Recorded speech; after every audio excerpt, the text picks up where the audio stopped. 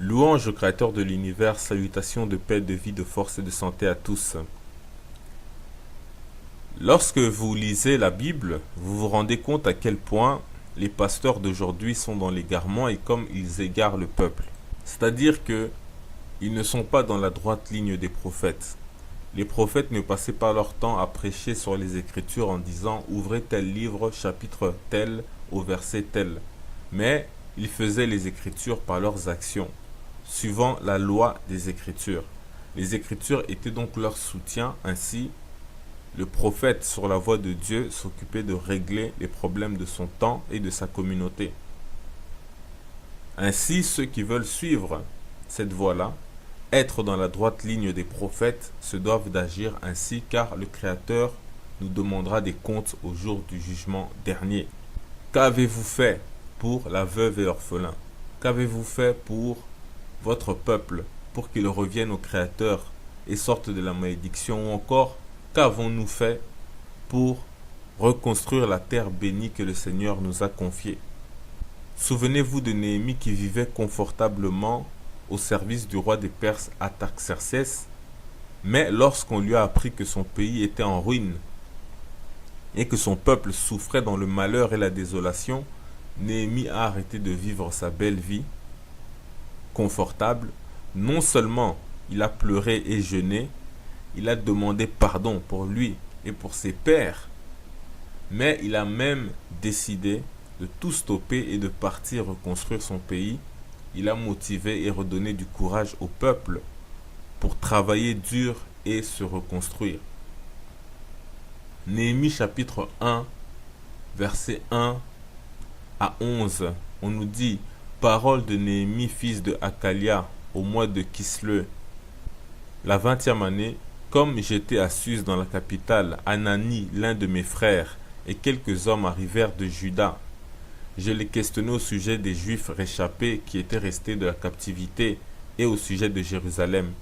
Ils me répondirent, ceux qui sont restés dans la captivité sont là dans la province au comble du malheur et de l'opprobre. Les murailles de Jérusalem sont en ruine et ses portes sont consumées par le feu.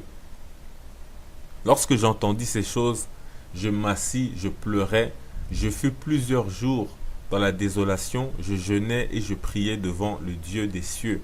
Et je dis, ô éternel Dieu des cieux, Dieu grand et redoutable, toi qui gardes ton alliance et qui fais miséricorde à ceux qui t'aiment et qui observent tes commandements, que ton oreille soit attentive et que tes yeux soient ouverts. Écoute la prière que ton serviteur t'adresse en ce moment, jour et nuit, pour tes serviteurs les enfants d'Israël, en confessant les péchés des enfants d'Israël, nos péchés contre toi, car moi et la maison de mon père, nous avons péché. Nous t'avons offensé, et nous n'avons point observé les commandements, les lois et les ordonnances que tu prescrivis à Moïse ton serviteur. Souviens-toi de cette parole que tu donnas ordre à Moïse ton serviteur de prononcer. Lorsque vous pécherez, je vous disperserai parmi les peuples. Je vous disperserai parmi les peuples. Mais si vous revenez à moi et si vous observez mes commandements et les mettez en pratique, alors quand vous seriez exilés à l'extrémité du ciel, de là je vous rassemblerai et je vous ramènerai dans le lieu que j'ai choisi pour y faire résider mon nom. Ils sont tes serviteurs et ton peuple, que tu as racheté par ta grande puissance et par ta main forte. Ah Seigneur, que ton oreille soit attentive à la prière de ton serviteur et à la prière de tes serviteurs qui veulent craindre ton nom. Donne aujourd'hui du succès à ton serviteur et fais-lui trouver grâce devant cet homme. J'étais alors échanson du roi. Point. Donc Néhémie ici décrit une situation similaire à celle de notre époque où il y a d'un côté les descendants des Africains déportés vers les Amériques, dont on connaît les graves difficultés, mais dont on a peu de nouvelles de leur situation générale spécifique, tant ils sont noyés dans des pays avec d'autres peuples plus riches, plus organisés, ou bien ce peuple-là se trouve disséminés sur des petites îles isolées de leurs frères, que ce soit en Afrique ou dans les autres pays. Mais cependant, ils restent tout de même en captivité, malgré qu'ils sont dispersés. Et de l'autre côté, on a ceux qui ont échappé à la captivité ou à la déportation et sont restés en Afrique, et où pour la majorité ils vivent dans le malheur et la désolation. Tandis que Néhémie, lorsqu'il apprend cela, il prend la décision de les secourir et de changer leur situation. Aujourd'hui, les faux pasteurs ne font rien à part égarer le peuple et nous faire perdre son temps, non seulement les dimanches, mais aussi toute la semaine par des réunions de prière, de délivrance, etc., alors qu'il reste le peuple le plus pauvre du monde. On voit que cela ne sert à rien, malgré des années de ces réunions de prière. Or, Néhémie dit clairement, Néhémie chapitre 1 verset 9, « Mais si vous revenez à moi et si vous observez mes commandements, mais si vous revenez à moi et si vous observez mes commandements et les mettez en pratique, alors quand même vous seriez exilés à l'extrémité du ciel, de là je vous rassemblerai et je vous ramènerai dans le lieu que j'ai choisi pour y faire résider mon nom. » Point. On sait aussi que dans d'autres textes bibliques, dans d'autres livres ailleurs, on explique que quand vous revenez à Dieu, eh bien Dieu vous apporte sa bénédiction. Donc si toutes ces réunions de prière valaient réellement la peine et nous rapprochaient du Créateur, pourquoi rien ne change?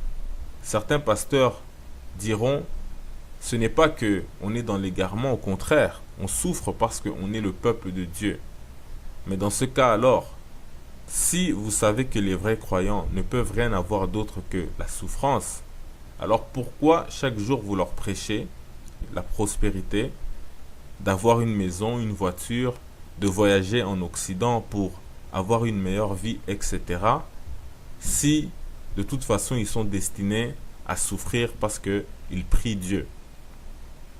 Eh bien en vérité, tant que le faux pasteur vit confortablement, il ne se soucie pas de la souffrance du peuple autour de lui, mais ceux qui suivent la voie des prophètes, comme Néhémie, soutiennent le peuple avec leurs paroles, leur énergie et leurs biens, et ils appellent le peuple à se mobiliser et à travailler pour reconstruire. Et tout cela, on le sait, ne fonctionne que lorsque on revient au Créateur et lorsque l'on vit selon son ordre. C'est ainsi qu'il est dit dans Néhémie chapitre 2, versets 1 à 5, « Au mois de Nissan, la 20e année du roi Artaxerxès, comme le vin était devant lui, je pris le vin et je l'offris au roi. Jamais je n'avais paru triste en sa présence. Jamais je n'avais paru triste en sa présence.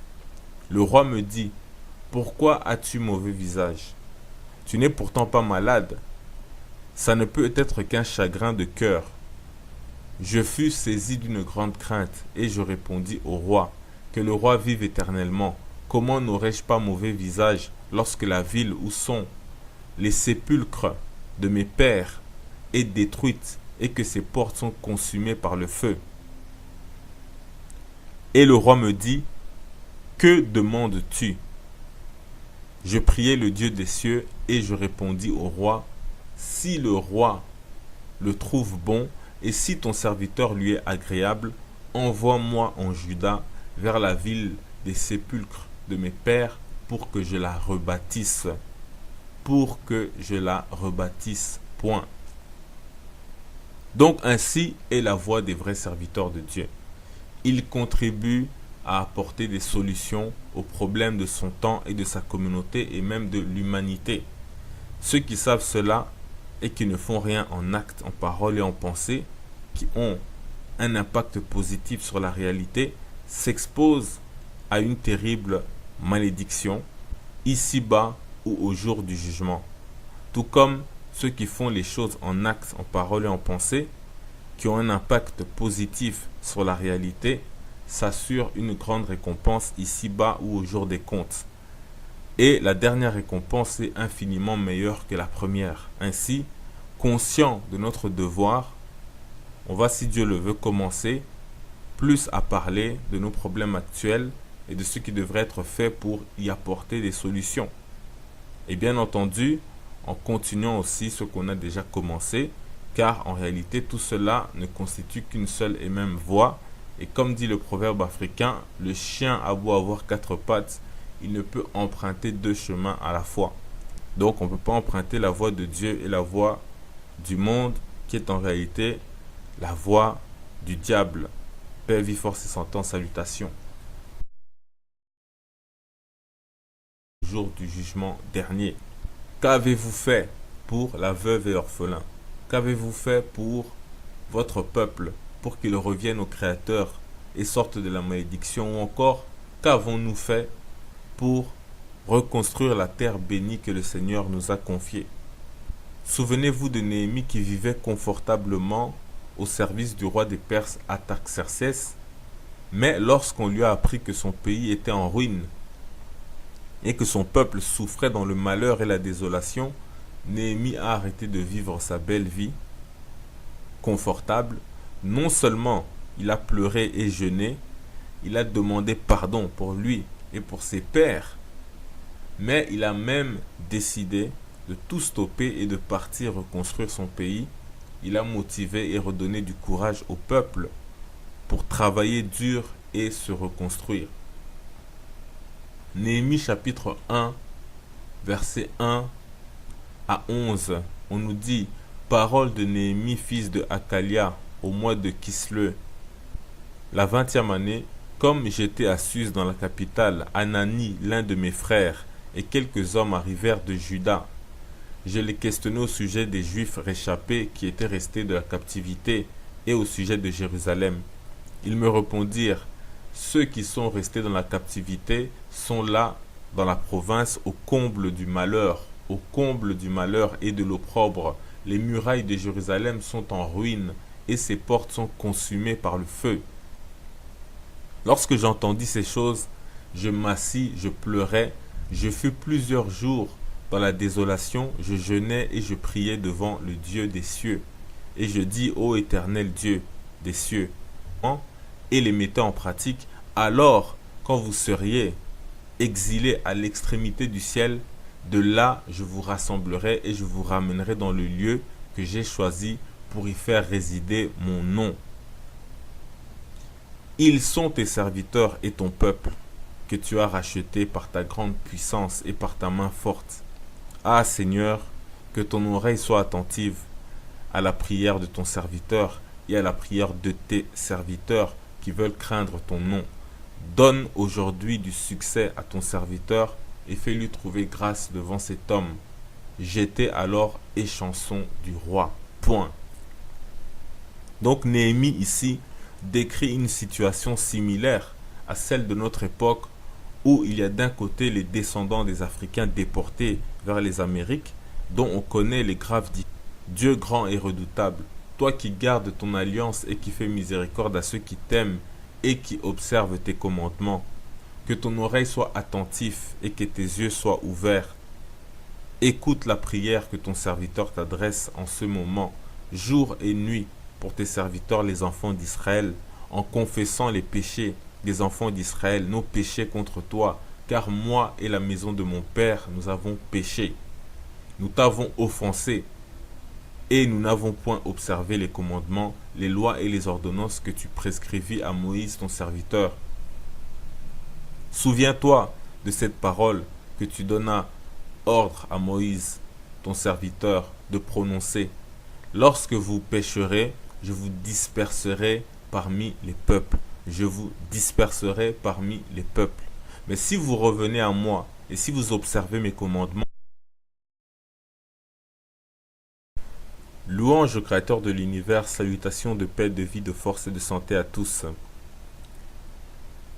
Lorsque vous lisez la Bible, vous vous rendez compte à quel point les pasteurs d'aujourd'hui sont dans l'égarement et comme ils égarent le peuple. C'est-à-dire que ils ne sont pas dans la droite ligne des prophètes. Les prophètes ne passaient pas leur temps à prêcher sur les Écritures en disant ouvrez tel livre, chapitre tel, au verset tel. Mais ils faisaient les Écritures par leurs actions, suivant la loi des Écritures. Les Écritures étaient donc leur soutien. Ainsi, le prophète sur la voie de Dieu s'occupait de régler les problèmes de son temps et de sa communauté. Ainsi, ceux qui veulent suivre cette voie-là, être dans la droite ligne des prophètes, se doivent d'agir ainsi, car le Créateur nous demandera des comptes au